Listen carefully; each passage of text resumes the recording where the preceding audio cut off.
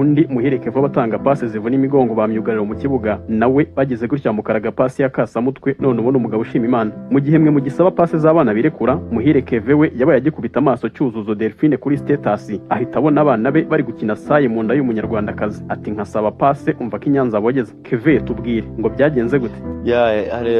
hari umugabo witwa Titi yaramupostinze kuri status ya WhatsApp